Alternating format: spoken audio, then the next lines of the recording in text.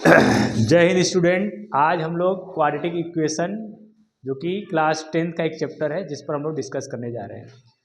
तो quadratic equation का हम लोग जनरल फॉर्म या स्टैंडर्ड फॉर्म की बात करें तो वो कुछ इस तरीके से होता है, यानी क्वाड्रेटिक इक्वेशन जिसका जनरल फॉर्म या स्टैंडर्ड फॉर्म आप जो समझ लीजिए, उसका जो स्टैंडर्ड फॉर्म है या जनरल फॉर्म है वो होता है ax square plus B x plus C equal to zero. यानी ax square plus B x plus C equal zero with quadratic equation का ये आपका जनरल फॉर्म है, जिसमें a क्या है, a is the coefficient of x square, b is the coefficient of x and c जो होगा एक कांस्टेंट टर्म्स होगा। यानी a आपका जीरो नहीं होना चाहिए, b और c भले जीरो हो जाए लेकिन a यहाँ पे जीरो नहीं होना चाहिए। अगर a जीरो होता है तो क्वाड्रेटिक इक्वेशन ये क्रिएट नहीं करेगा, इसलिए a जीरो नहीं होना चाहिए। b और g हो सकता है जीरो, कि b और c आपके जीरो बन सकते हैं, लेकिन a जीरो नहीं होना चाहिए। बट अब एक्चुअल में a है क्या, a b c कोई ना कोई आपका रियल नंबर होगा। अब उस रियल नंबर में जीरो आता है लेकिन यहाँ पे जीरो नहीं होगा। तो याद रखना है कि क्वाड्रेटिक इक्वेशन का जो जनरल फॉर्म होता है वो ax square plus B x plus सी इक्वल जीरो होगा, जिसमें a not equal zero, b और c जीरो हो सकते हैं, अदरवाइज वो कोई ना कोई रियल नंबर होंगे।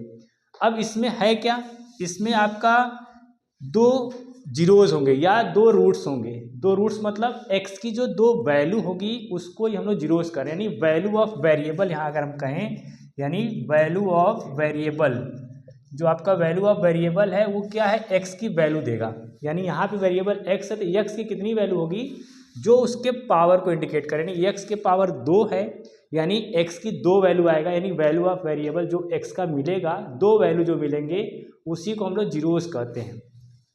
अब उस जीरोज को अगर हम लोग मान लें कि alpha and beta are two zeros, alpha and beta are two zeros, यानी कि दो जीरोज कौन कौन होंगे। अगर हमसे पूछा जाए कि दो जीरोज कौन होंगे तो अल्फा और बीटा होंगे। तो अल्फा की वैल्यू क्या होगी, बीटा की वैल्यू क्या होगी, उसके पहले हमें ये जानना है कि अल्फा और बीटा डिपेंड किस पे करेगा। तो डिपेंड कराने के लिए हमें जाना पड़ेगा नेचर ऑफ रूट्स के पास। यानी नेचर ऑफ रूट्स क्या होगा उसको हम लोग वेरीफाई करें कि नेचर ऑफ रूट्स कैसे निकालेंगे। तो उसके लिए हमें जाना पड़ेगा डिस्क्रिमिनेंट के पास, जिसको हम डी से इंडिकेट करते हैं, और डी इक्वल होता है बी स्क्वायर माइनस 4ac। अगर हमारा ये वैल्यू कुछ तीन केसेस को फॉलो करता है तो उसके अलग अलग कंडीशन के अकॉर्डिंग हम बता सकते हैं कि अल्फा और बीटा की वैल्यू क्या होगा, यानी कैसा होगा उसके अकॉर्डिंग। तो आइए हम इसको आगे देखें कि ये अल्फा बीटा के नेचर किस पे डिपेंड कर रहे हैं।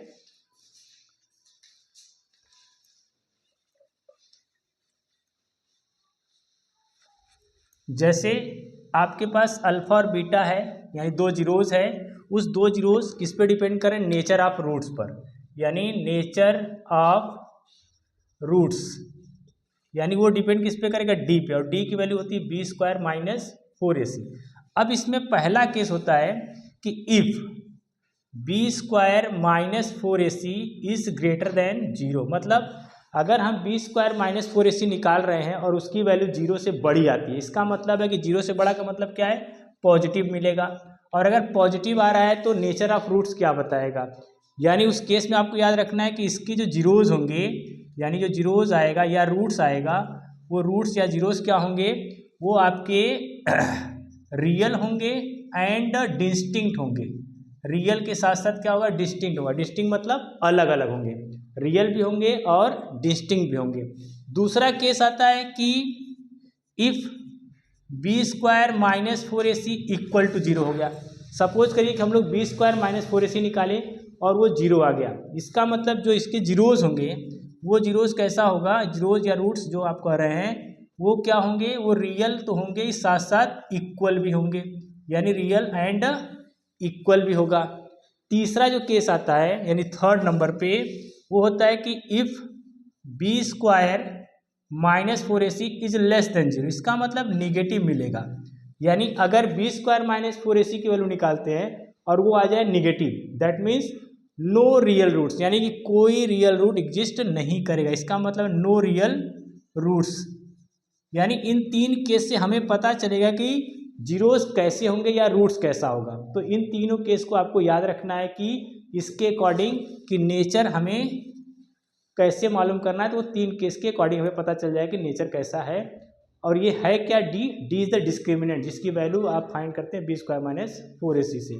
तो अब हम लोग नेक्स्ट वीडियो में इसके आगे पर डिस्कस करेंगे। आज तक के लिए ही इतना। Thank you.